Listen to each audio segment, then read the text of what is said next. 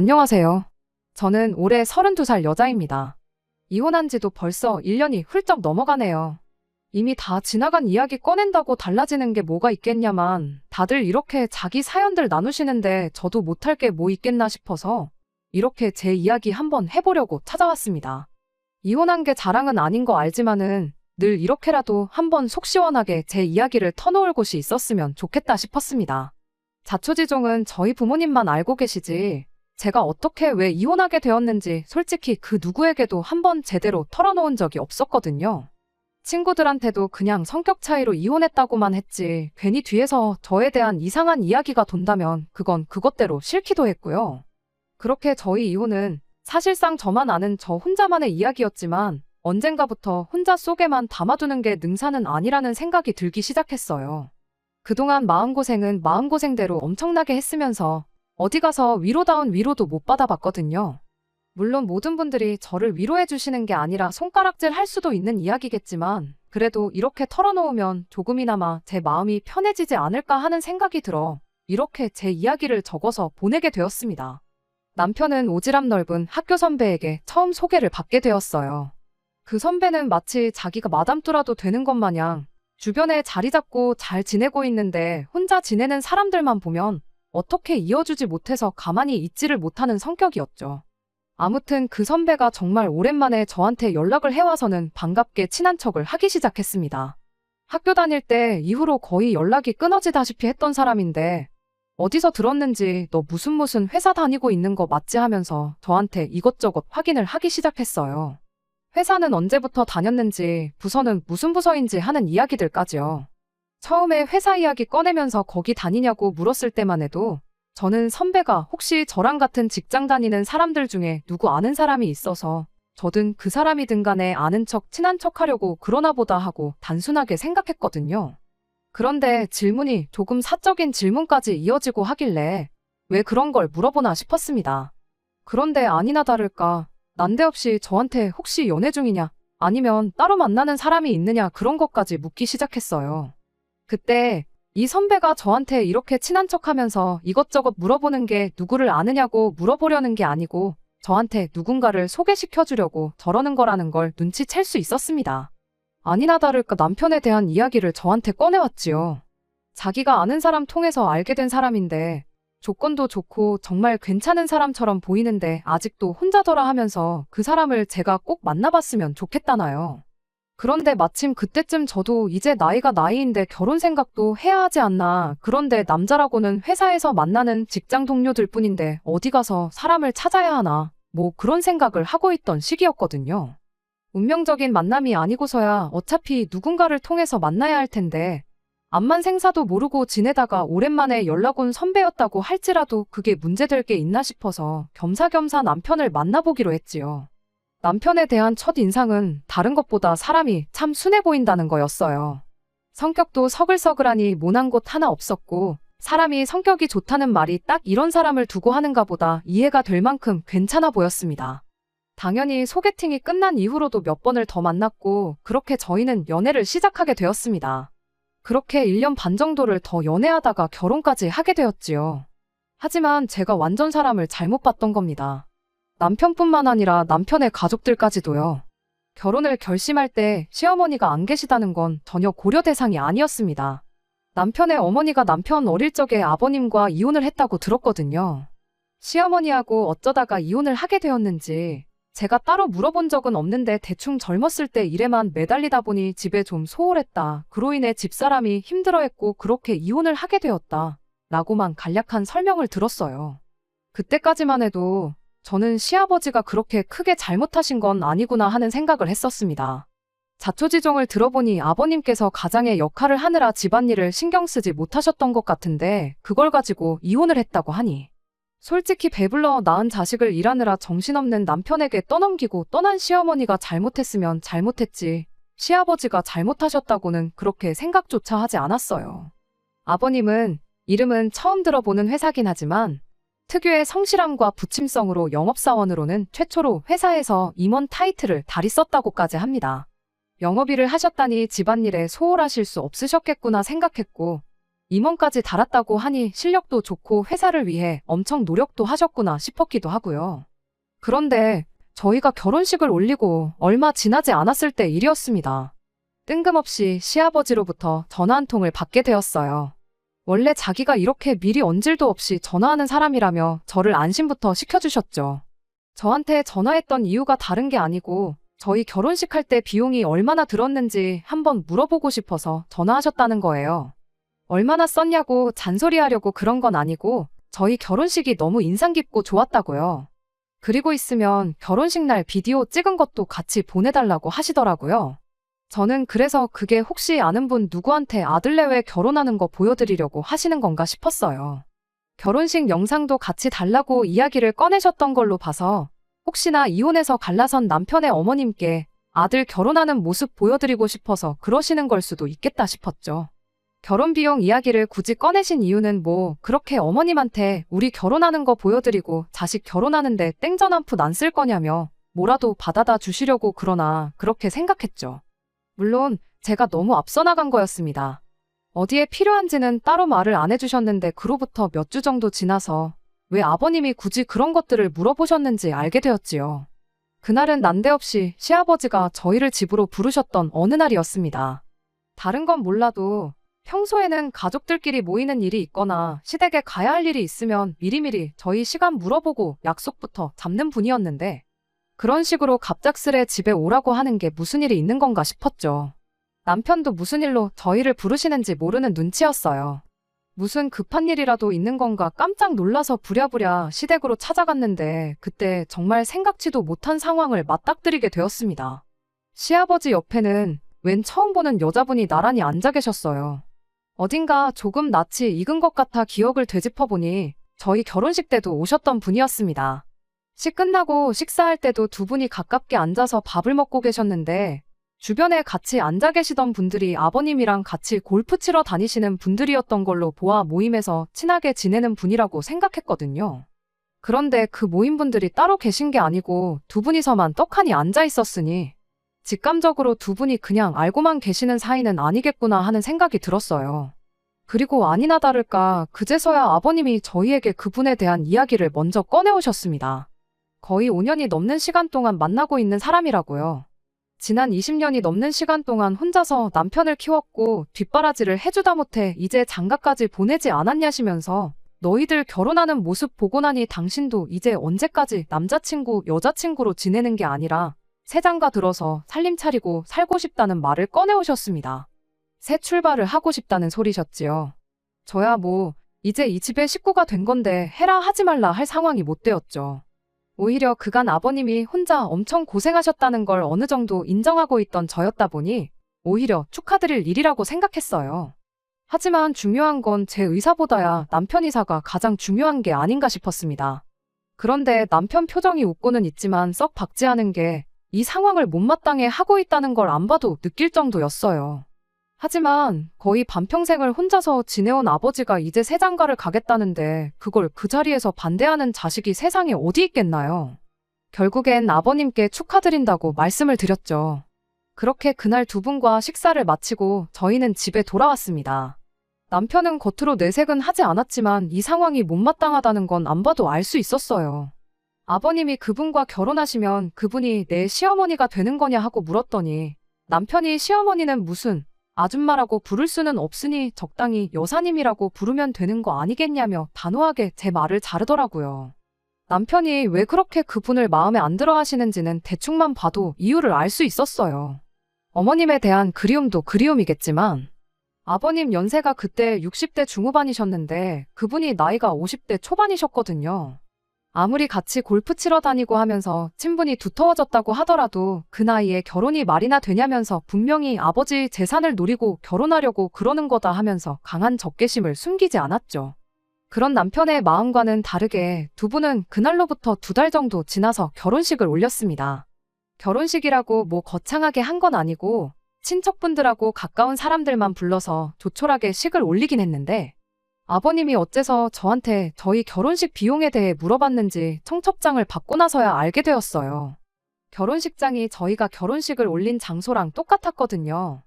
제가 결혼식 준비하면서 엑셀로 정말 처음부터 끝까지 싹 정리해 놓은 걸 그대로 보내드렸는데 청첩장 디자인부터 시작해서 하나도 빠짐없이 제가 보내드린 그대로 준비를 하셨던 거예요. 저희 부모님도 시아버지 새장가 가는 결혼식에 오셨는데 너네 결혼 안 돼서 결혼하실 줄은 상상도 못했다고 하시는데 참 이걸 나쁘다고 하긴 뭐하지만 기분이 썩 기쁘지는 않았습니다. 아무튼 그렇게 아버님은 새 살림을 차리게 되었어요. 그리고 두 분은 신혼여행이라고 가까운 동남아로 여행까지 떠나셨지요. 그리고 두 분이 신혼여행 다녀온 지 며칠 지나서 여사님이 저한테 따로 연락을 해왔습니다. 두 분이 신혼여행 다녀온 지가 벌써 일주일이 지나가는데 우리 며느님은 시댁에 언제쯤 올 생각이냐면서요.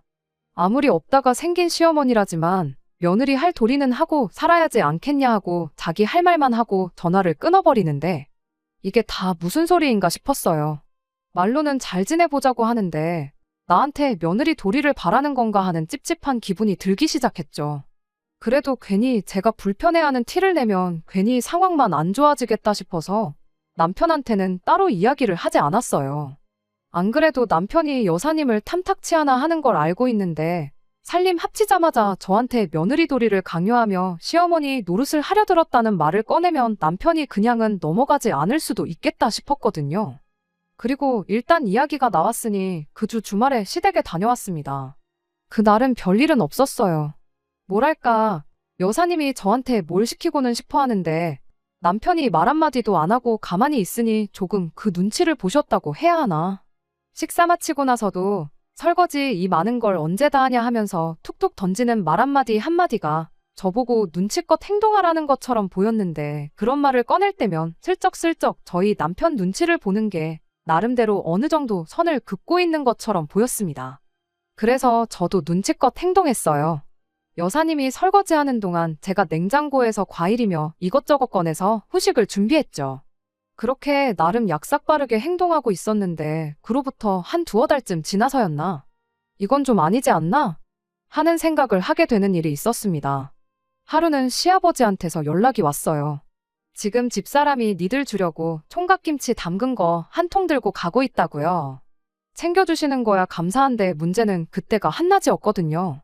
당연히 저랑 남편은 둘 다 회사에 있어야 할 시간이었으니 당연히 집은 비어있는 상황이었습니다. 아버님께 조금 늦게 오시지. 지금 집에 아무도 없는데 어쩌냐고. 김치 해주신 건 잘 먹겠다고 저희 집 현관 앞에 두고 가주시라 전해달라 슬쩍 물었는데 아버님이 그래도 들고 간 사람 성의가 있는데 집 비밀번호를 알려달라고 하시더라고요. 엄청 서운하다는 말투로 말을 하시는데 거기다 대고 비밀번호를 끝까지 안 알려드릴 수가 없었어요. 자식인 남편도 있는데 왜 굳이 이런 전화를 저한테 하시는지 참 원망스럽더라고요. 애초에 저희가 뻔히 회사에 있을 시간이라는 거 알고 찾아오신 게 이유가 있지 그냥 오신 건 아니겠구나 생각하고 있었는데 아니나 다를까 곧바로 비밀번호를 알려준 게 화근이 되었어요. 이튿날 아침에 여사님이 출근길에 저한테 전화를 해왔습니다. 전날 총각김치 두고 가면서 저희 집 냉장고를 보게 되었는데 아무리 젊은 사람 둘이 산다고 한들 어떻게 냉장고를 그렇게 텅텅 비워둘 수 있느냐며 한 소리를 하셨죠. 한국 사람은 밥심으로 일한다는 소리 못 들어봤냐고. 특히 우리 아드님 밖에 나가서 일하려면 고생일 텐데 너무 부실하게 먹이는 거 아니냐고. 그건 시어머니로서 두고 볼 수가 없다는 겁니다. 그리고는 어제처럼 김치같이 손 많이 가는 음식들은 당신이 가져다 줄 테니 저는 앞으로 남편 밥상에 국이나 찌개 하나 못해도 반찬은 너다섯 가지 해서 식사를 챙겨주면 좋겠다는 소리를 하더라고요. 통화하는 내내 정말 어이가 없고 황당했어요. 애초에 하기로 했던 대로 김치만 두고 가셨으면 아무 일도 없는 건데 굳이 저희 집 냉장고까지 뒤져보면서 분란을 조장하는 건가 싶었거든요. 애초에 저랑 남편 두 사람 다 맞벌이하고 회사 일 끝마치고 집에 오면 7시 반이 넘어서 그냥 저녁도 밖에서 알아서 해결하고 들어옵니다. 결혼하고 한 번은 남편이 집밥 이야기를 꺼낸 적이 있었는데 그때 이미 남편과 식사 문제에 대해서는 이야기가 다 끝난 상황이기도 했어요. 남편한테 일 마치고 와서 집밥까지 해줄 능력은 안 되니 정 밥이 먹고 싶으면 직접 해먹으라고 이야기가 되어 있던 상황이었죠. 제가 만약 남편한테 생활비를 타서 살고 있는 전업주부라면 여사님 말대로 매 끼니마다 임금님 수라상까지는 아니어도 국찌개 하나에 반찬 대여섯 개 정도는 해줄 수 있습니다만 맞벌이를 하는 이상 아쉬운 사람이 하는 게 당연한 거 아니겠나요? 남편도 그렇게 하겠다고 했고, 저희는 아무 문제가 없는데 왜 여사님이 부탁도 안 했는데 나서서 이렇게 일을 키우는 건가 싶었어요. 뭐, 거기서만 알겠다고 대답했지 시키는 대로 할 생각은 없었습니다. 대충 반찬 가게에서 반찬 몇 가지 사와서 냉장고에 채워놓았어요. 안 먹으면 안 먹는 대로 버려야 하긴 했는데, 이따금씩 남편이 퇴근이 일찍인 날이 있어서 두면 알아서 꺼내 먹겠거니 하고 말았습니다. 하지만 여사님의 시어미질은 거기서 끝이 아니었어요. 며칠 지나서 또 여사님한테 연락을 받게 되었습니다. 이번에도 제가 회사에 있을 때 걸려온 전화였고 그냥 한 게 아니고 또 저희 집을 한 바퀴 순찰하고 했던 전화였어요. 이번엔 저희 집 옷장을 뒤져봤나 보더라고요. 우리 아드님 입고 다니는 옷이 많이 낡았다질 않나? 와이셔츠를 보니 꼬깃꼬깃한 게 다림질 같은 거 안 해주냐 하면서요. 사회생활하는 남자가 밖에 나가서 꼬리 우스우면 대접 못 받는다고, 그리고 남편 옷차림새가 저러면 우리 며느님도 같이 싸잡혀서 욕먹는 거 모르냐는 소리를 하는 겁니다. 남편 옷도 똑바로 못 입히고 출근시킨다고, 내줘도 똑바로 못 해주는 마누라라고요. 제가 뭐 현모양처 소리를 듣고 싶은 것도 아니었고 그날은 그냥 남편한테 옷도 좀 똑바로 다려입고 다녀라 하고 잔소리 좀 하고 말았습니다. 옷장에 있는 옷들 중 너무 오래돼서 포만 나는 옷들도 그 길로 싹 다 치워버리고 새 옷도 사줬죠. 가만 보면 제가 여사님이 시키거나 원하는 대로 반 정도는 해줬어요. 밥을 차려주거나 옷을 다려주거나 하는 주체가 제가 아니었을 뿐이었지. 비밀번호도 안 바꾸고 계속 여사님이 들락날락하게 냅두고 그렇게 한 데에는 다 이유가 있었습니다. 일단 남편이 여사님을 탐탁치 않아 한다는 게 가장 큰 이유였어요. 그냥도 저렇게 싫어하는데 이렇게 저희 없을 때 집에 들락날락거리면서 꼬투리 잡아 시어미질 하는 걸 남편이 알게 되면 무슨 일이 생겨도 생기겠거니 싶었거든요. 그렇게 거의 일주일에 한 번꼴로 여사님의 잔소리를 들으며 지냈습니다. 그런데 듣기 좋은 꽃노래도 한두 번이지, 안 그래도 듣기 싫은 말을 일주일마다 듣게 되니 저도 점점 인내심이 바닥나기 시작했어요. 원하는 대로 하고 있는 척을 해줘도 그 다음 주가 되면 제 정성이 부족해 보인다느니 하는 소리로 꼬투리를 잡기가 일쑤였지요. 그렇게 제가 반년 정도를 혼자 견디고 있다가 이제는 도저히 안 되겠다 싶어서 남편한테 이 이야기를 꺼냈습니다. 사실 그간 여사님이 매주마다 우리 집 비어있을 때 찾아와서는 살림하는 거 간섭하고 그걸 가지고 나한테 잔소리도 하고 아주 미치고 팔짝 뛰기 직전이라고, 너무 지치고 피곤하다고 하소연을 했죠. 별로 마음에도 들어하지 않는 사람이 우리 집에 몰래 들락거리며 저한테 잔소리까지 한다는데, 저는 당연히 남편이 그 이야기를 듣고 불같이 화를 낼 줄 알았어요. 그런데 남편의 반응은 제 예상과는 정반대였습니다. 남편은 오히려 여사님이 너랑 친해지고 싶어서 그러는 거 아니겠냐며, 그럴 게 아니고 이참에 먼저 연락해서 시어머니 대접도 해주고 애교도 부려보고 그러라는 거예요. 이게 무슨 상황인가 싶었죠. 남편이 여사님을 못마땅해 하는 줄 알았는데 갑자기 사람이 돌변했으니 말입니다. 그 꼴을 보니 내가 머리에 지난 반년을 참고 살아왔는지 싶었어요. 남편이 여사님을 탐탁치 않아 하는 건 사실이긴 했는데 남편은 시간이 지남에 따라 그 마음이 풀어지기 시작했던 거예요. 여사님 덕분에 아버님이 엄청 멀끔해지셨다고, 얼굴에 생기도 돌고 요즘 좋아 보이신다고 하는 걸로 봐서는 남편 딴에는 어머니에 대한 그리움만큼 아버님에겐 감사한 마음이 가득했던 거죠. 처음에야 어머니의 빈자리를 차지하려 드는 여사님이 마음에 들지 않았지만 반대로 아버님이 전에 없이 잘 지내는 걸 보니 그 마음의 문을 활짝 열어버린 것 같아 보였습니다. 저는 그런 것도 모르고 괜히 집안에 분란이라도 생기진 않을까 혼자서 꾹꾹 눌러 참으며 그 스트레스를 견뎌왔던 거고요. 진작에 말했으면 상황이 달랐을까 싶은 후회도 있었지만 어쨌든 이젠 남편도 별로 도움이 안 되는 걸 알았고 저도 그냥 당하고 지내지는 말아야겠다, 그렇게 마음을 고쳐먹었습니다. 그래도 그 후로 몇 주간은 제 나름대로 그때그때 상황에 맞춰서 잘 넘기고 있다고 생각했거든요. 말도 안 되는 다림질이나 오첩반상 이야기 같은 건 확실히 싫다고 거절하고 대신 저희가 알아서 현명하게 잘하고 있다 설명을 드리는 식으로 말이에요. 그리고 앞에선 그렇게 하겠다 하고 뒤에선 그냥 원래 하던 대로 하는 식으로 나름 현명하게 넘기고 있다 생각했습니다. 하지만 그런 저희 노력에도 불구하고 여사님하고 한바탕 하게 되는 사건이 일어나게 되었어요. 남편이 여사님 편으로 어느 정도 돌아서고 나서 반년이 채 지나지 않은 시점이었습니다. 시아버지가 저희를 불러서 재혼하겠다는 말을 꺼냈을 때와는 비교도 안 될 만큼 충격적인 일이 하나 터지게 되었어요. 바로 여사님이 아이를 갖게 되었다는 사실이었죠. 아버님도 참 대단하신 게 남편한테 칠순 때 집사람하고 둘이 해외여행이나 보내달라 그런 이야기를 하고 계시는 와중에 저한테 생각지도 못한 도련님을 선물해 주실 줄은 몰랐습니다. 50대 초반에 아이를 가진 여사님도 참 대단하다 싶었고요. 그래도 한편으론 이제 아이 돌보고 그러시려면 괜히 쓸데없이 우리 집 찾아와서 꼬투리 잡고 잔소리하고 그런 문제는 사라지겠구나 생각했어요. 다른 것보다 그것만큼은 환영할 일이라고 생각했지요. 그리고 그때쯤부터 여사님이라는 호칭 대신 어머니, 시어머니라 불리기를 원하셨어요. 이제 한 핏줄인 자식도 낳게 되었는데 아이한테 여사님이라고 불리는 모습을 보여주고 싶지 않다는 게 이유였지요. 아버님도 그때부터는 이제 여사님을 어머님이라고 불러달라 하셨고요. 호칭이야 저한테 크게 중요한 건 아니었으니 어려울 건 없었습니다. 남편 또한 일이 이렇게 된 거 여사님을 새어머니로 받아들이기로 한 것처럼 보였고요. 그때부터 여사님은 저희에게 시어머니, 새어머니가 되었습니다.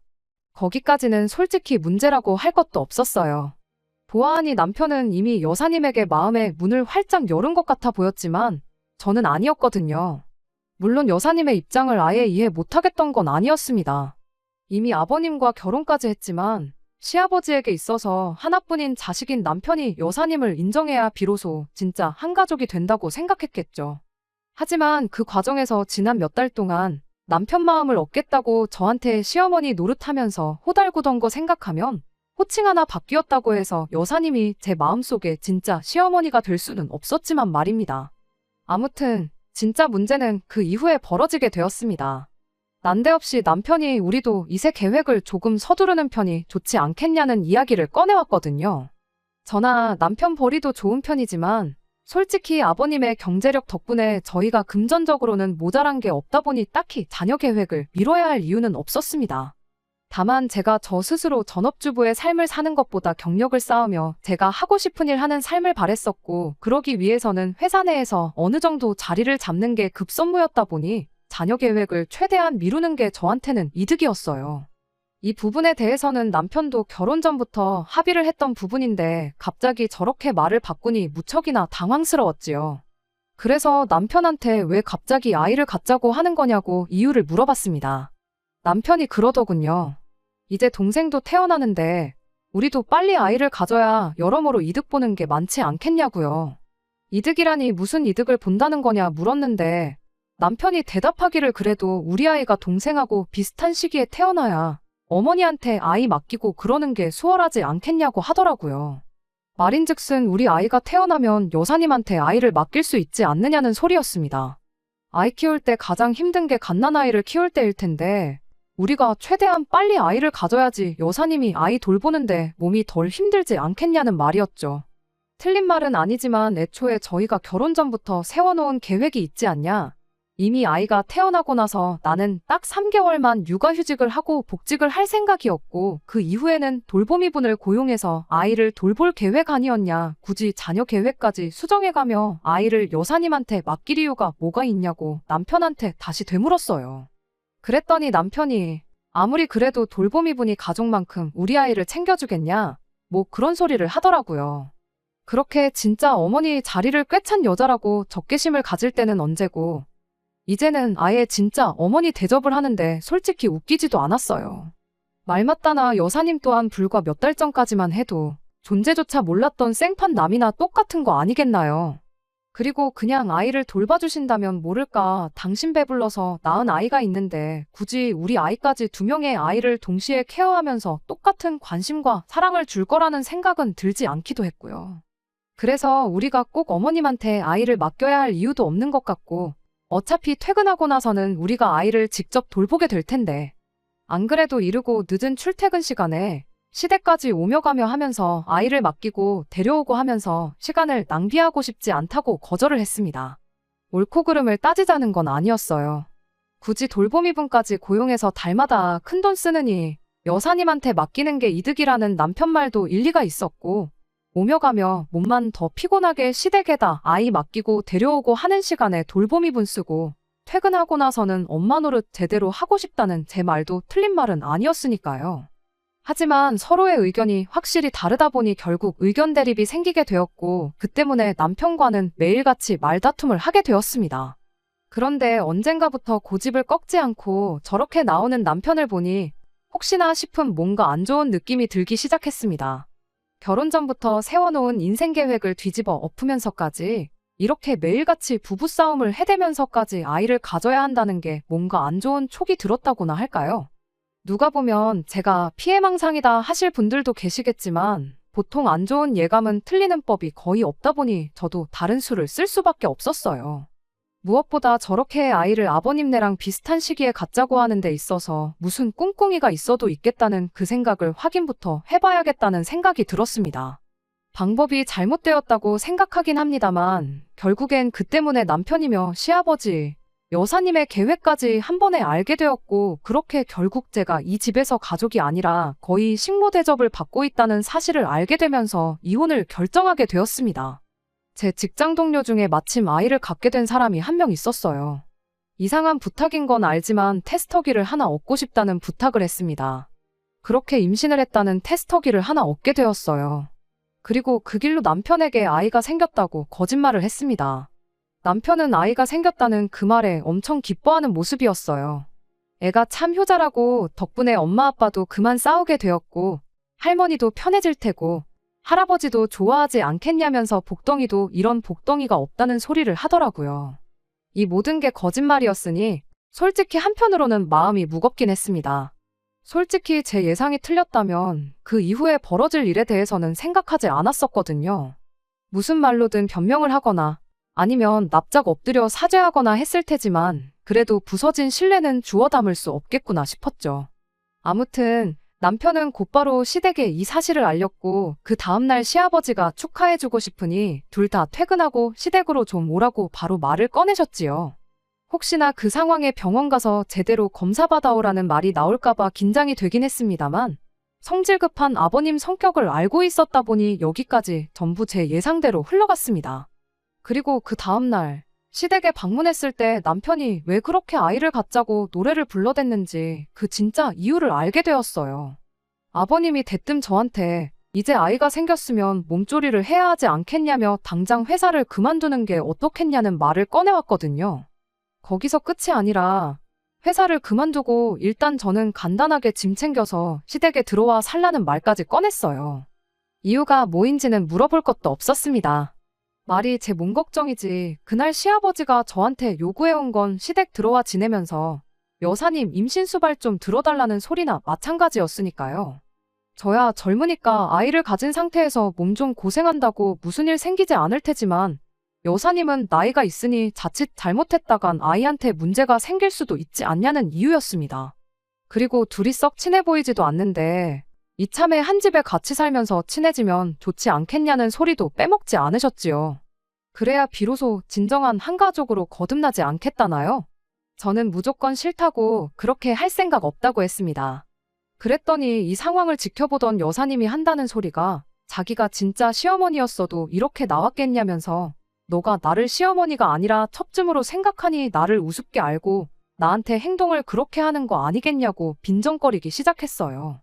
여사님 또한 그간 저희 집 들락거리면서 잡들이 할 때 제가 대충 대답만 하고 원하는 대로 따르질 않으니 거기에 저한테 불만이 있었던 것 같더라고요. 딱 봐도 이참에 저를 시댁에 합가시켜서 자기 임신수발 들게 하면서 서열 한번 제대로 잡아보려는 속셈이 뻔히 보였습니다. 안 봐도 뻔한 이야기겠지만 아마 아이 태어나면 저보고 직장까지 그만두라고 하는데 남편 말과는 반대로 태어날 아이는 물론이고 아버님과 여사님 사이에서 태어날 도련님이던 아가씨던 제가 돌보게 되겠다는 건 안 봐도 뻔한 일이었죠. 그래서 제 생각을 그대로 모두의 앞에서 이야기했어요. 그랬더니 시아버지가 한다는 소리가 시어머니 우습게 아는 며느리는 필요 없다고 한마디 하시더라고요. 그런데 그 와중에 옆에서 남편이 거들기를 새어머니 말이 맞다고. 새어머니가 아니라 진짜 어머니였다면 네가 그렇게 나올 수나 있겠냐고 하는데 어이가 없어서 남편한테 당신은 지금 누구 편이냐고 한마디 물어봤어요. 그랬더니 남편이 저한테다 대고 피는 물보다 진한 법 아니겠냐고 당연히 아버지 편이고 아버지와 부부관계인 새어머니 편이라고 하는 겁니다. 그러고 또 한다는 소리가 저분이 진짜 어머니셨다면 어차피 며느리인 제가 이 집에서 서열이 제일 꼴찌나 마찬가지인데 그렇게 생각하면 기분 나쁠 것도 없지 않냐는 겁니다. 그때 더 길게 두고 볼 것도 없겠다 싶어서 아이 생긴 건 거짓말이라고 한마디 했어요. 자꾸 남편이 아이부터 갖자고 하는 게 초기 이상해서 다 제가 꾸민 일이라고 한마디 던지니 다들 아무 말도 잊지 못하고 있더라고요. 그리고 곧바로 남편한테 한마디 했죠. 진짜 어머님이 계셨다면 애초에 아이부터 생길 일이 없었을 텐데 내가 배가 불러서 직장까지 그만둬서 어머니 수발 들라는 소리가 나오고 할 거나 있었겠냐고요. 이미 저희 임신 소식이 거짓이라는 걸 이야기했을 때 저는 이 집에서 상종도 못할 천하의 나쁜 X가 되어 있었습니다. 거짓말까지 해가며 시부모 떠보는 며느리는 이 집에 필요 없다길래 저도 지지 않고 한마디 했어요. 애초에 바라던 바였고 내 예상이 틀리지 않아서 오히려 다행이라고요. 이런 인간도 못 되는 집구석에 며느리 노릇하면서 식모살이 하기엔 내 인생이 너무 아깝다고 저 같은 며느리는 이 집에 필요 없다고 하셨는데 빠른 시일 내로 이혼 서류 만들어 올 테니 도장이나 제때 찍어달라고 말하고 시댁을 뛰쳐나왔습니다. 이혼하는 게 두렵지는 않았어요. 애초에 어느 정도 마음의 준비를 했던 상황이기도 하고 저런 집구석에서 여사님 밑으로 여자고 남자고 누구 하나 태어나면 결국 저쪽은 저쪽대로 가족이 하나 더 생겼다고 똘똘 뭉칠 테고 저는 저 혼자서 겉도는 고달픈 신세가 되는 건 불보듯 뻔한 상황이었으니 말이에요. 그날 그렇게 뛰쳐나왔는데도 지 가족들 편든다고 저를 붙잡으러 따라 나오지도 않았던 남편이 막상 제가 진짜 이혼 서류 만들어서 가지고 오니 그제서야 저를 붙잡기 시작하더라고요. 보아하니 여사님 쪽에서도 장가까지 보내서 이제 신경 안 써도 되는 줄 알았던 남편의 아들이 다시 남편 밑으로 들어오는 게 탐탁치 않은 상황이었나 봅니다. 아버님의 재력과 관심과 사랑은 당신 뱃속에 있는 아이가 독식을 해야 하는데 갑자기 혹이 생긴 기분이었을 테니까요. 남편도 혼자서는 지낼 용기가 없었던 건지 그제서야 제 편을 들면서 잘 지내보자고 싹싹 빌더라고요. 하지만 이미 이 사람의 밑바닥을 봐버린 저로서는 굳이 저한테 앞으로 잘하겠다는 이 사람 말 믿고 이혼을 철회할 이유가 하나도 없었어요. 왜 평생 없이 지냈던 어머니가 생겨서 좋았던 거 아니냐고. 나는 그 사람을 시어머니로 받아들일 생각도 없고 부려먹기 좋은 식모로 살 생각도 없으니 가족끼리 똘똘 뭉쳐서 잘 지내보라 한마디 하고 말았습니다. 그리고 그렇게 1년 정도의 진흙탕 싸움 끝에 결국에는 남편과 이혼을 할 수 있었습니다. 숙려 기간이 끝나고 나서 이혼 신고하려고 남편과 만나게 되었는데 남편 꼴이 말이 아니었어요. 그리고 어렵사리 저한테 지금이라도 이혼 취소하고 다시 시작해보면 안 되겠냐고 말 한마디를 꺼내더라고요. 왜 이제 와서 또 마음을 바꾸었냐고 물으니 태어난 동생이 사실 아버지 아이가 아니라는 충격적인 이야기를 전해왔어요. 남편은 저랑 이혼하기로 결정한 직후 다시 시댁에 들어가서 지내게 되었는데 태어난 여사님 아이가 여길 보나 저길 보나 아버님과는 닮은 구석이 하나도 없었답니다. 문제는 여사님하고도 닮은 구석이 하나도 없었다는 거였고요. 아버님은 별로 신경 쓰지 않는 눈치셨는데 막상 그 집에 들어가서 찬밥 신세가 된 남편이 그래도 혹시 모르니 확인은 해봐야겠다 싶어서 아버님하고 여사님 몰래 친자검사를 의뢰해봤다나 봐요. 그런데 그때 태어난 아이가 아버님과 여사님 사이에서 태어난 아이가 아니라는 사실을 알게 되었던 거고요. 아직 아버님께는 말씀드리지 않은 상황이라는데 저만 괜찮다면 우리 둘이 다시 합치고 그 악독한 여자를 집에서 쫓아내겠다는 소리를 하더라고요. 아버님한테 물려받을 재산을 생각해보면 결코 손해보는 게 아니지 않냐며 다시 예전처럼 잘 지내보자는데 남편한테 내가 직장이 없냐, 돈이 없냐, 뭐가 아쉬워서 그딴 집구석에 내 발로 다시 기어들어가겠느냐고 한마디 해줬어요. 친자 확인 결과로 그 여자를 집에서 몰아내던 아버님 행복을 위해 눈 감고 모르는 척 살던 네 알아서 하라고 나는 무슨 일이 있어도 이 이혼을 철회할 생각 없다고요. 그렇게 그 길로 이혼 신고 마치고 남편은 물론이고 그 말도 안 되는 집구석과도 영영 이별을 하게 되었습니다. 남편은 끝내 친자 검사한 걸 자기 가슴 속에 묻어두기로 결정한 것 같아 보이더라고요. 그 와중에도 아버님의 행복을 생각해서 내린 결정 같은데, 과연 그 결정이 나중에 유산 물려받을 때가 돼서도 유효한지는 그때 돼봐야 알 일이겠네요. 물론 저는 앞으로 더 이상 그 집구석 일에 신경 쓸 생각 없으니 남편이 내린 그 결정에 후회를 하게 될지 말지는 그때 가봐야 알 일이지만 말입니다. 끝까지 들어주셔서 감사합니다. 오늘의 사연은 여기까지입니다. 구독과 좋아요, 알람 설정 부탁드리고 더 좋은 사연으로 다시 찾아뵙겠습니다. 감사합니다.